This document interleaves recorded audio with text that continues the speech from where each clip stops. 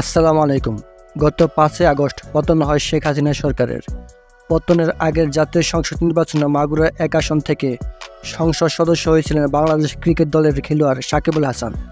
শেখ হাসিনা সরকারের পতনের পর গত 22 আগস্ট রাতে সাকিবের নামে একটি হত্যা মামলা করা হয়।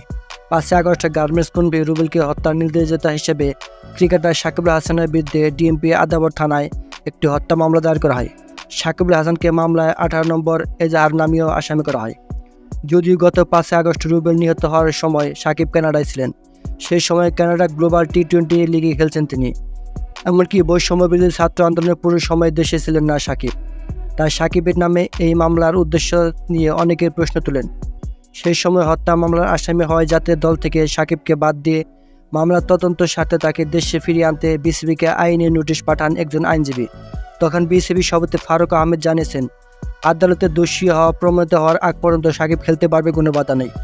বিষয়টি নিয়ে তখন অন্তর্বর্তী সরকারের আইন উপদেষ্টা আসিফ নজরুল ইসলাম স্যার বলেছেন, সাকিবের বিরুদ্ধে শুধু মামলা হয়েছে, তারপরে এটা পুলিশ প্রশাসনের ব্যাপার। আমরা যতটুকু বলার চেষ্টা করছি, মামলা বা এফআইআর মানে গ্রেপ্তার নয়। আমার বিশ্বাস আমাদের স্বরাষ্ট্র মন্ত্রণালয় থেকে উদ্যোগ নেওয়া হবে যাতে অতি উৎসাহ হলে গ্রেপ্তার না করতে পারে।